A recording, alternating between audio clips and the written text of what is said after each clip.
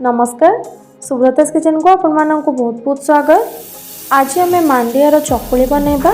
आपण मान तो जानिथिबे मांडिया आम देह पई केते हेल्दी, बट किछि जण थांती जो मानको मांडिया खाइबा पई बिल्कुल भी भल लागे न थाए, तो ये चकुली को समान निश्चिंत ट्राए करि परिबे।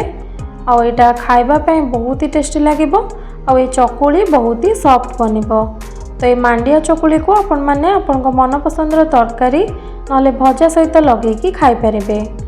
जदि मो रेसिपी गुड़िक आपको हेल्पफुल लगुए तेबे मो वीडियो को लाइक और शेयर करंतु। आम चैनल को मध्य सब्सक्राइब कर नियंतु। आउ एमतिया नुआ नुआ वीडियोर नोटिफिकेशन गुड़िक पाइबा पई सब्सक्राइब कला परे पाखरे थिबा छोट बेल आइकन टी को प्रेस कर नियंतु। तेबे आउ देरी न करी चलंतु वीडियो टी को देखि नबा।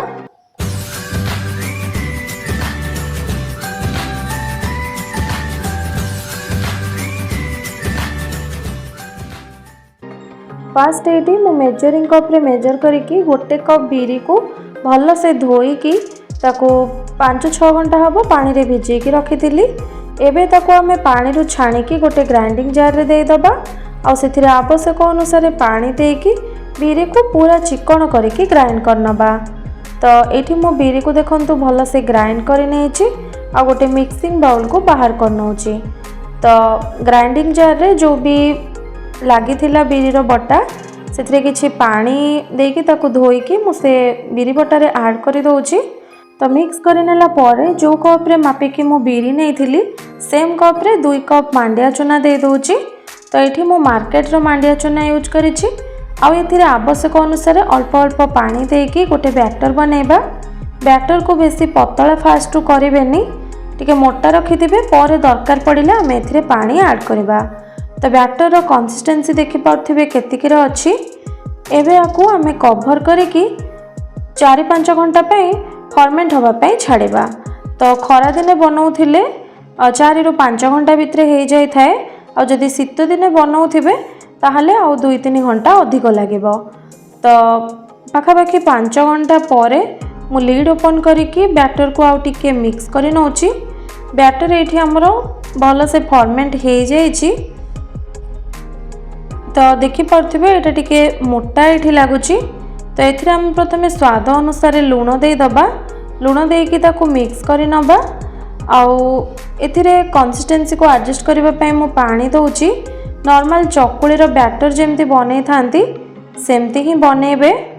तो एठी पानी किछि देकी मु ताको भल से मिक्स करि नउची।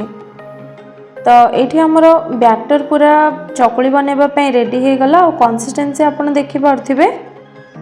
तो एबे हमें गोटे तावा को गरम कर नबा। तो तावा को गरम करिकी सेत्रे किछि रिफाइन तेल दे दबा।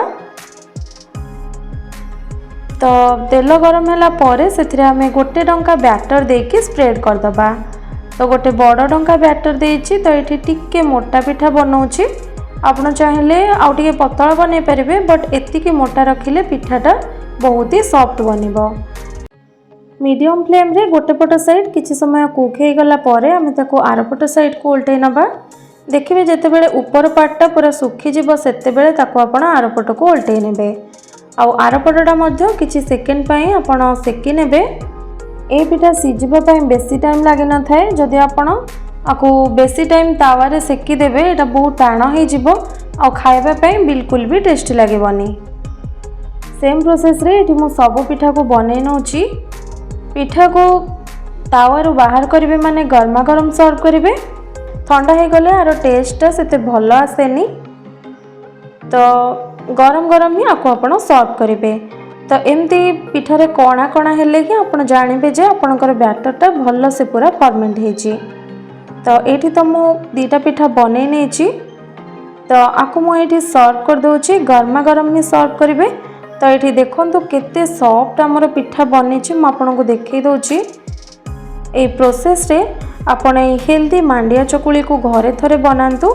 आ मांडिया को निश्चिंत आपण नित्यदिनिया खाद्य रे ऐड करंतु, जोटा कि आम देह पई बहुत हेल्दी।